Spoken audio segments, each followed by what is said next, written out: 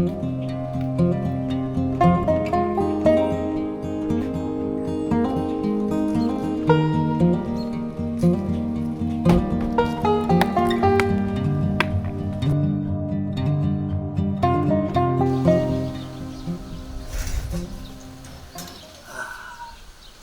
there, friend. CFL Jim here to talk about week 1 of CFL action. And what a week it was. So week 1 of CFL is in the books, and I, for one, am so happy and excited for what this season is going to hold for us. It's the first full season since 2019, and boy, am I ready for it. What about you, friend? Comment down below if you're ready for this CFL season. Let's start with game number 1. We had the Montreal Alouettes taking on the Calgary Stampeders. Now, I was saying going into the preseason that Montreal would be the benchmark team, that if you could beat them, you were good. If you lose to them, you're bad. They're proving themselves to be the best of that benchmark in this game. It was competitive. It was high-flying. Overs in CFL is like butter and my gut. It's just something that goes together so perfectly. Montreal looked way better than I anticipated. Calgary looked just as good as I anticipated, and this game was electric. I couldn't have thought of a better way to start off the season than this game right here.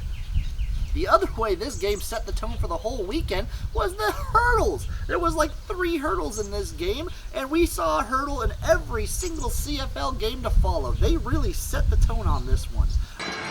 Under pressure, Adams takes off. Hurdles! Touchdown! Over the middle, Eugene Lewis breaks a tackle. Hurdles! Vernon Adams style. Vernon Adams is a dude. He's a guy, he's a buddy, he's a friend. He's a friend of CFL Jim. He should be a friend of yours because he went off in this game. It was exciting. There's not too much else to say other than the fact that this was a fun game aside from a couple factors. There were some major injuries. There was a couple games that had some big injuries, and this was one of them. Bo Levi Mitchell going down at the end of this game, and they had to bring in their backup, Calgary did. And I wonder if Bo's going to be good to go for the next week. That's something to pay attention to if you're a betting man like old CFL Jim here. Takeaways from this game. Calgary, good. Bo Levi Mitchell, if he's 100%, I expect this team to really be competing this year. Montreal, impressive. Very, very impressive for the Alouettes and my French compatriots up there in Canada.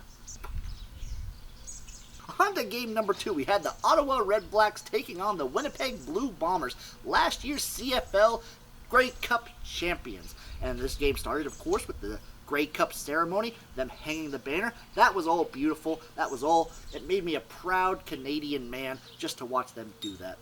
Oh, Canada, we stand on guard for thee. Now, coming into this season, I had Winnipeg reappearing in the Grey Cup game, but if they play like this, I'm not so sure. Ottawa, though, super impressive. Jeremiah Masoli may be the most fun quarterback I've seen up north since Jeremiah Masoli last year.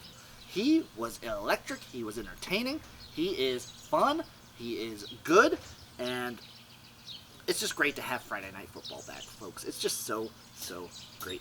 This is a very defensive game. I was excited to see it was a nice little palate cleanser for you defensive, hard-nosed football fans after the high-flying game of Thursday. This game was a really good way to bring you back down to earth and show what good defenses could do. A big takeaways for this game, Winnipeg, slow start, but I expected that from them. I expected Ottawa to be really competitive in this game, and I'm hoping this is good signs for the Redblacks because if this continues, they could be a team that nobody wants to play. Winnipeg, you got to pick something up. You got to do something here. They lost a really good receiver in Kenny Lawler, but I think they'll be all right. Game number 3, we had the Tiger Cats taking on the Roughriders of Saskatchewan. I thought this game was going to be very close, very competitive, and boy, it was for a decent chunk of it. But Saskatchewan always looked the better of the Tiger Cats in this one. That Tiger Cats offense, not too hot. Maybe they shouldn't have gotten rid of the man Masoli. Maybe they shouldn't have gone with Dane Evans. Even though I think Dane Evans is a stand-up guy, he might not be the guy. Although I do think he's more consistent. Maybe you'll get a Masoli drop, and they'll be like, oh, maybe that's why we got rid of him. But in this game, not good. Their offense was just completely shut down, especially in the fourth quarter, and that's not what you want to see out of the Tiger Cats. And their defense, for the most part, was all right, but they just got so tired and worn out, and they just fell apart near the end, and the Roughriders really came to play. I was wrong on my coin flip game for Cody Fajardo. This was the good side of the coin. Maybe he's found that magic juju where he only gets the good side. Maybe he's like Two-Face now where he makes his own luck. But I think we'll get some weird Fajardo juju magic in this team sometime this season where he just does some really weird stuff. The Ticats are missing their run game. They just don't have any semblance of a rush, and that's really hurting them. Fajardo, for the Roughriders, was just running all over the place. They even had good play from their backs throughout, and it's just beautiful to see as a Roughriders fan. Big takeaways for this game. Hamilton, they seem hungover from the Grey Cup appearance. I don't know what's up with them. They need to pick themselves up, get an offense going, help that defense out, and the defense also needs to step up a little bit. For the Roughriders, that Fajardo to Evans connection is such a dangerous combo. This team is going to be electric.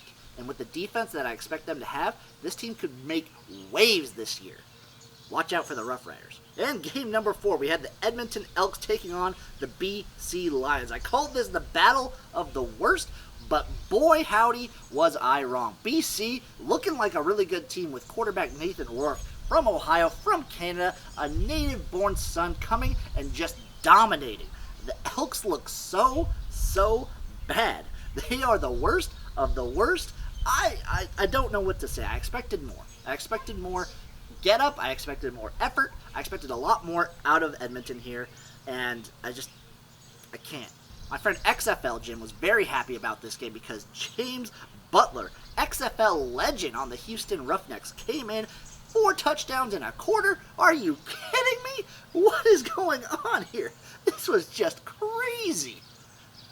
I don't know what Edmonton's going to do. BC basically had their way this game. They could do whatever they wanted. If it wasn't James Butler, it was Nathan Rourke just going ham, just going crazy out there. He looked fantastic. He's going to be a dude, and I think Edmonton might be in for a really rough season. Takeaways from this game.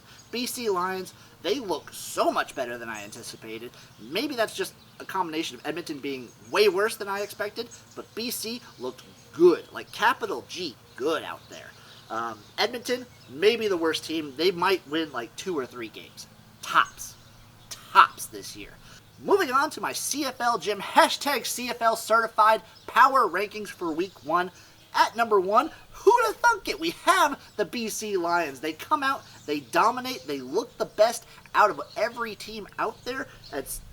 These power rankings will shift drastically week to week, so who knows? But right now, BC, you're number 1, and you can take that home with you. Number 2, I have the Roughriders out there. They just came in at that fourth quarter. Fajardo looked great. They looked electric. That offense looked good.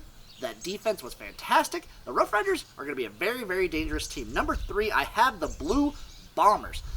You can't move it too far down. They won. They looked pretty good doing it. And I think as long as Zach Collaros is in there, this team is going to be something to be reckoned with.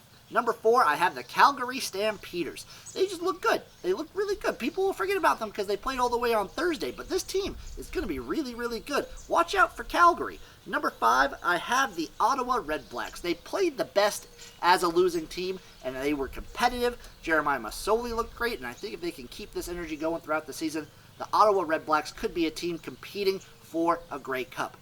You heard it here first, folks. Number 6, I have the Montreal Alouettes. They also looked really good. I think this is still going to be a benchmark team. Maybe they'll be like a top 4 team, top 3.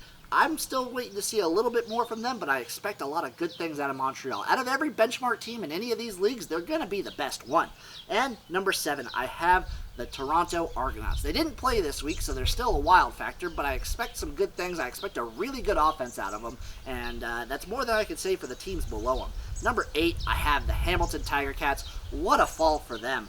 This is just brutal. Their offense looked a mess. Their defense didn't look as good as I expected, and you just want to see more. And at number 9, of course, we have the Edmonton Elks. This team just looked flat out bad. They looked flat. Their coaching was a weird sort of thing with switching quarterbacks. Who knows what that's about. But this Edmonton team just looked plain bad.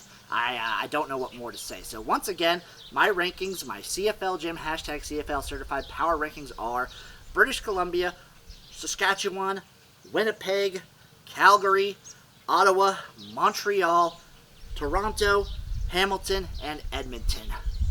That'll do it for this Week 1 rendition of the CFL Jim recap.